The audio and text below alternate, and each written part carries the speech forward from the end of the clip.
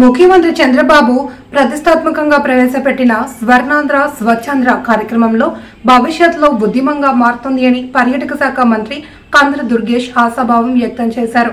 కూటమి ప్రభుత్వం ప్రతి నెల 3వ శనివారం స్వర్ణాంధ్ర స్వచ్ఛాంధ్ర కార్యక్రమంలో భాగంగా ఒక్కో థీమ్తో ప్రజల్లో చైతన్యం కల్పిస్తున్న నేపథ్యంలో ప్లాస్టిక్ భూతాన్ని అంతం చేద్దామన్న నినాదంతో తూర్పుగోదావరి జిల్లా కానూరు గ్రామ పంచాయతీలో కార్యక్రమం చేపట్టారు. ఈ సందర్భంగా మంత్రి మాట్లాడుతూ ప్లాస్టిక్ వాడకం, రిఫ్రిజిరేటర్, ఏసీలు తదితర వస్తువుల వినియోగం వల్ల వెలువడే వాయువులతో ఓజోన్ పొరకు విచ్ఛిన్నం ఏర్పడి పర్యావరణానికి హాని కలుగుతుందనే నేపథ్యంలో ప్లాస్టిక్ వాడకాన్ని తగ్గించి క్రమక్రమంగా అంతం చేద్దామని పిలుపునిచ్చారు. ఈ కార్యక్రమంలో గ్రామ సర్పంచ్ భావన, మధు, డివిజనల్ పంచాయతీ అధికారి Y Ammaji, MPDO K Uma, Rajyalakshmi, Padmaja, mandal tahsildar K Niranjan, సిడిపిఓఎం ఆశారోహిణి, నాయకులు పిప్పర రవి, వాకలపూడి వీర్రాజు, ముల్లపూడి రాజేంద్ర ప్రసాద్, కోల సీతయ్య పాల్గొన్నారు. భారతదేశం మొత్తం మీద నరేంద్ర మోడీ గారి సారథ్యంలో స్వచ్ఛ ఆంధ్రప్రదేశ్, స్వచ్ఛ భారత్ అనేటువంటి కార్యక్రమాల్ని నిరంతరంగా అమలు చేస్తున్నటువంటి సందర్భం మీ అందరికీ తెలిసిందే. ప్రతి 3వ శనివారం తప్పనిసరిగా మనందరం కూడా మన పరిసరాలని పరిశుభ్రంగా ఉంచుకోవాలి. మన ఇంటిని మాత్రమే కాకుండా చుట్టుపక్కల ఉన్నటువంటి అన్ని ప్రాంతాలని కూడా శుభ్రతతోటి కాపాడుకోవాలనేటువంటి ఆలోచన చేయడానికి వీలుగా ఈ కార్యక్రమాన్ని ముఖ్యమంత్రి గారు రూపొందించారు.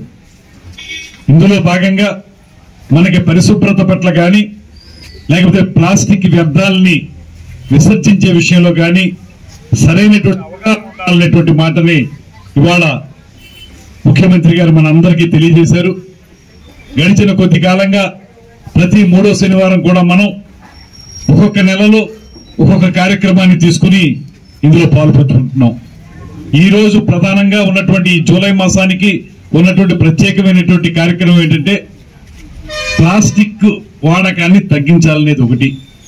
దాని బదులుగా కొత్తగా వేరే ప్రత్యామ్నాయాలు ఏముంటాయో, గుడ్డ సంచులు కానివ్వండి, జనపనారతో చేసినవి కానివ్వండి, అటువంటి వాడుకోవాలనేటువంటి ఆలోచన మరొకటి. వీటితో పాటు మన ఇంట్లో ఉన్నటువంటి ఈ చెత్త చెదారం బయట వేసేటప్పుడు మనం పూర్తిగా ప్లాస్టిక్ వ్యర్థాలని సెపరేట్ చేయాలనేటువంటి ఆలోచన.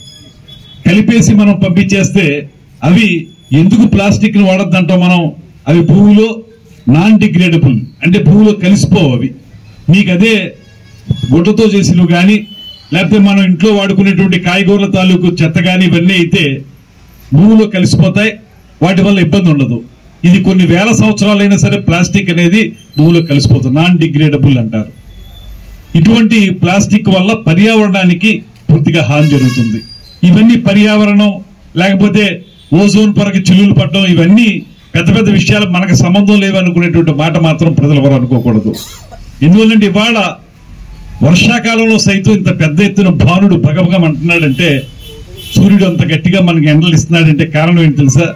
మనం ఇళ్లలో వాడుకునేటువంటి ఈ ప్లాస్టిక్ వ్యర్థాలు కానివ్వండి, ఏసీ మిషన్లు కానివ్వండి, మనం ఒంటికి కొట్టుకునేటువంటి సెంట్లు కానివ్వండి, వీటి తాలూకు వాయువులు పైకి వెళ్లి సూర్యుడికి మనకి మధ్య ఉన్నటువంటి పొరని ఓజోన్ పొర అంటారు.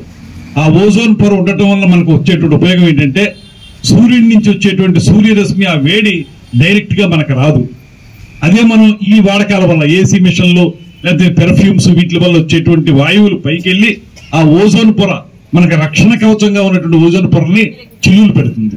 చిల్లులు పెట్టినప్పుడు సూర్యుడి యొక్క సూర్యరశ్మి, ఆ వేడి డైరెక్ట్ గా మన మీదకి వచ్చేస్తుంది. అందుకే మీరు చూడండి, సంవత్సరానికి మనకి వేడి పెరిగిపోతా ఉంది. మామూలు శీతాకాలంలో, వానాకాలంలో కూడా విపరీతమైన ఎండలు ఉండేటువంటి పరిస్థితి మనకు కనపడతా ఉంది. ఇటువంటి అన్ని విధానాల్ని మనం పక్కన పెట్టి పరిశుభ్రతను కాపాడుకోవాలి. తద్వారా మన ఆరోగ్యాన్ని కాపాడుకోవాలంటే మాత్రం మనం 100% స్వచ్ఛ ఆంధ్రప్రదేశ్ వైపు ప్రయత్నించాల్సిన బాధ్యత ఉంది.